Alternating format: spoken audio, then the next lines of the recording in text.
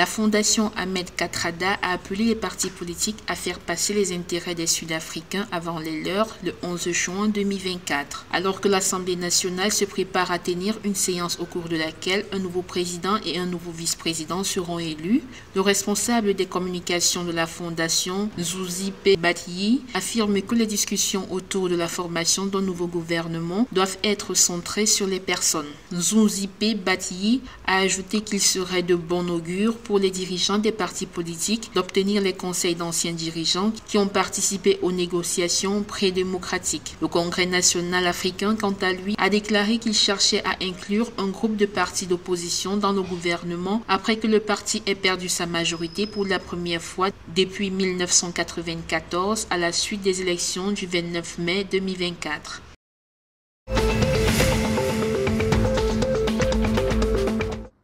Depuis 2020, le gouvernement angolais, en collaboration avec des partenaires stratégiques internationaux et nationaux, a développé 4 projets de soutien à l'agriculture familiale, évalués environ à 700 millions de dollars, a déclaré Felismino da Costa, directeur général de l'Institut pour le développement agraire IDA. Parmi ces projets, on peut citer celui du développement de l'agriculture familiale, financé par la Banque mondiale, le projet de développement des chaînes de valeur agricole dans la province de Cabinda, financé par la Banque africaine de développement, entre autres. Felismino da Costa a souligné qu'avec l'exécution de ces projets, le gouvernement, à travers le ministère de l'Agriculture et des Forêts, a réussi à mettre en œuvre 8000 écoles de terrain à travers le pays et dans chaque province.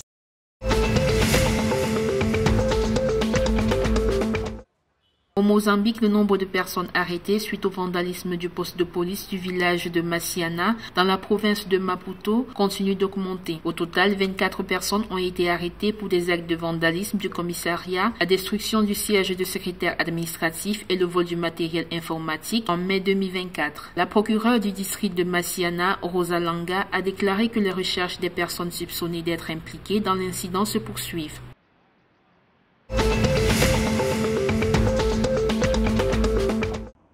Au Zimbabwe, le gouvernement a déclaré que l'épidémie actuelle de grippe à travers le pays est courante pendant la saison hivernale et non pas celle du Covid-19 comme soupçonné. S'adressant aux médias lors du briefing post-cabinet le 11 juin 2024, le ministre de l'Information, Jefan Muswere, a déclaré que les cas de grippe enregistrés étaient inférieurs à ceux enregistrés au cours de la même période de l'année 2023 et a exhorté la population à adopter une bonne hygiène pour éviter sa propagation. Le Zimbabwe a enregistré jusqu'à présent près de 100 000 cas de grippe et des informations faisant état de plusieurs décès.